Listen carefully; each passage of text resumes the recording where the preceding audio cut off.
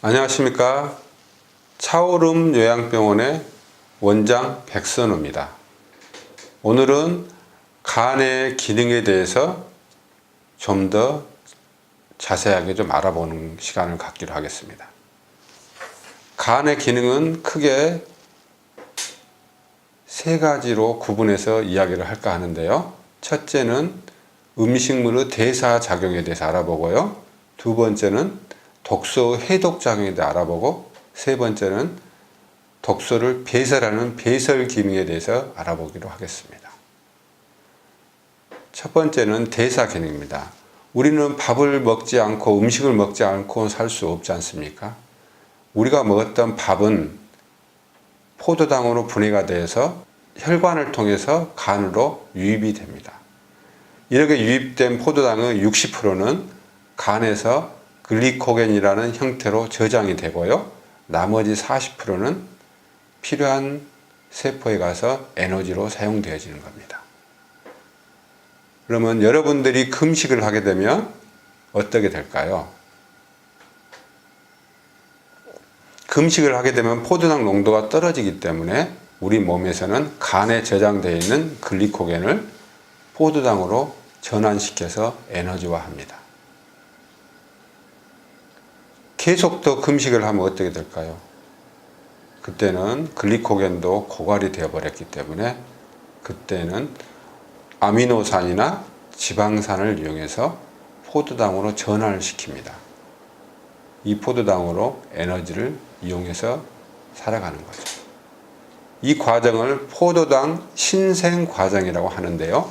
이 과정이 간에서 일어나는 겁니다.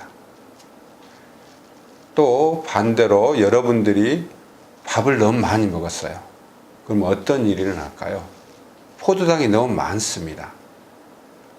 혈관 측면에서는 이 포도당도 독소하고 똑같은 역할을 합니다. 그래서 우리 몸에서는 이 독소, 포도당을 제거하는 작업이 일어나죠. 그게 바로 이 포도당을 지방으로 전환을 시켜서 지방 조직에 저장하는 겁니다. 그러니까 여러분이 밥을 많이 먹으면 어떤 일이 일어날까요? 바로 살이 찌는 겁니다.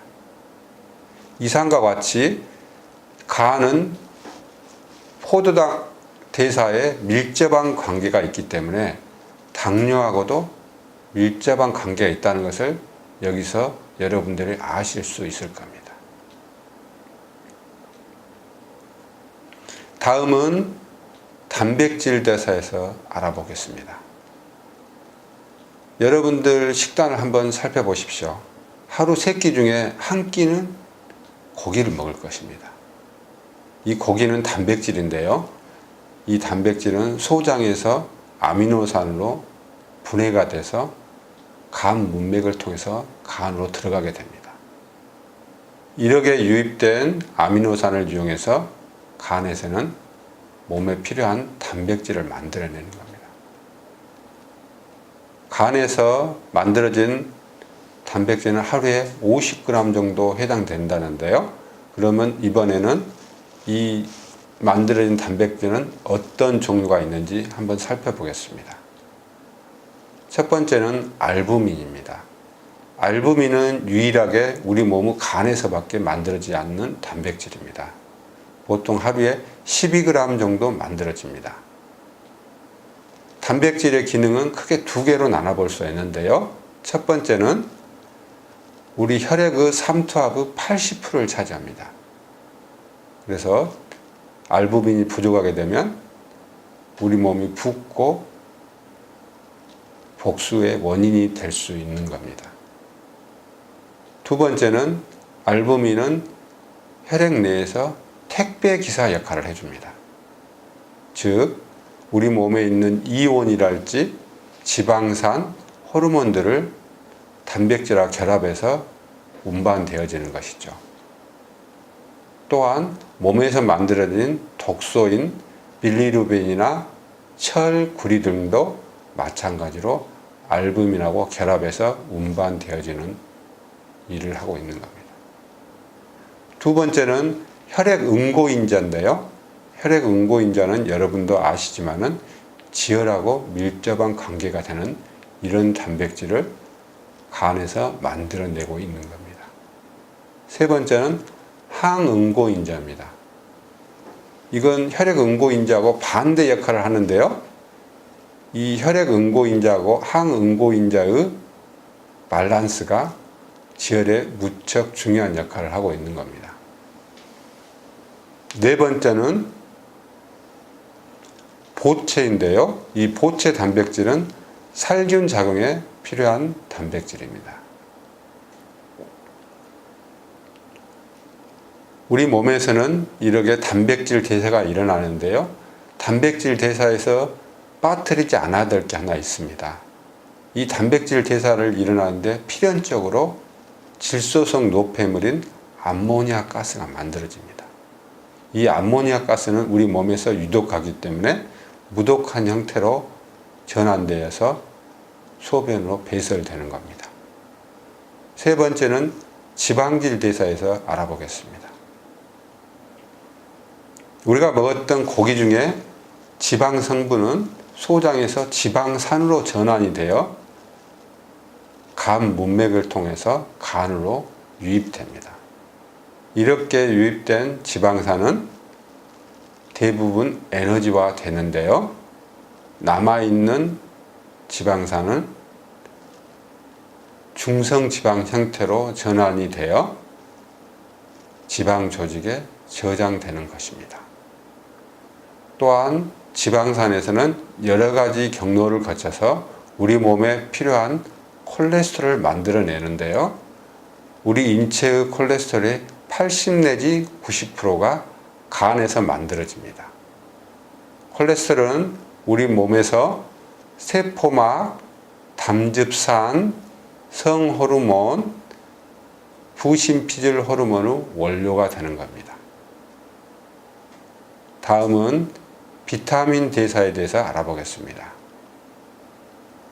우리가 음식을 통해서 섭취한 비타민은 그대로 사용될 수가 없는데요. 간에서 이 비타민을 활성형 형태로 전환을 시킵니다. 그래서 우리 몸에 필요한 조직으로 보내주는 거죠. 비타민 중에는 특히 지용성 비타민이 있는데요. 이것들은 비타민 A, 비타민 D, 비타민 E, 비타민 K입니다. 근데 특히 비타민 K가 충분히 공급되지 않으면 간에서 혈액응고인자를 제대로 만들어낼 수가 없습니다. 그러다 보면 지혈에 큰 지장을 초래할 수 있겠죠. 또한 혈관 내에 혈색소라는 헤모글로빈을 만들어내는 철, 구리, 아연 등은 간에서 저장 형태로 저장을 합니다. 출혈을 많이 해서 철분이 부족하게 되면 이 저장되어 있던 형태의 철분을 가지고 적혈구를 만들어낼 수도 있는 겁니다. 이와 같이 대사의 작용에 대해서 알아봤는데요. 여러 가지 물질들을 만들어서 우리 몸에 중요한 부위에 영양분을 공급해주고 있는 게 간의 기능 중에 중요한 기능이라고 볼 수 있습니다.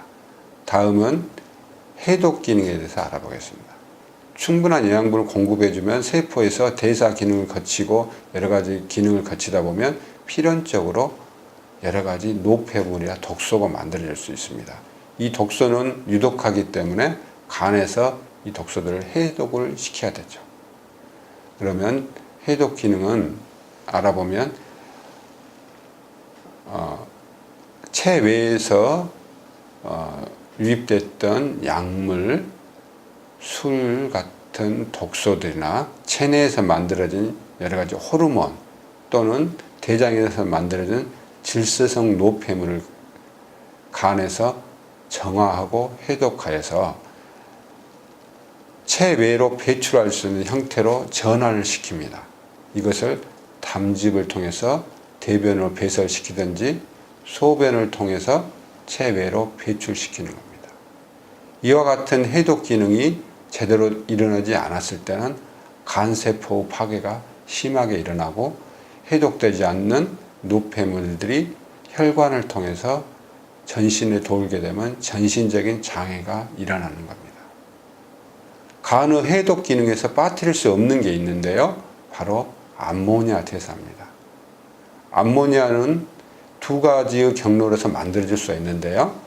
간의 대사 작용에서 단백질 대사에서 필연적으로 암모니아 가스가 만들어지는 겁니다. 두 번째는 우리가 소화가 덜 된 단백질들은 대장을 거쳐서 대장에 있는 세균에 의해서 암모니아 가스를 만들어낼 수가 있는 겁니다. 이런 유독한 암모니아 가스는 폐를 통해서 배출할 수가 없습니다. 여러분 한번 생각해 보십시오. 암모니아 가스를 폐를 통해서 배출한다고 하면 저희들은 대화를 할 수 없을 겁니다.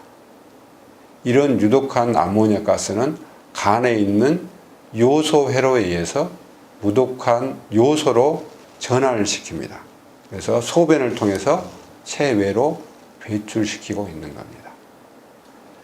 이런 암모니아 가스가 제대로 배출되지 않는 경우가 있는데요.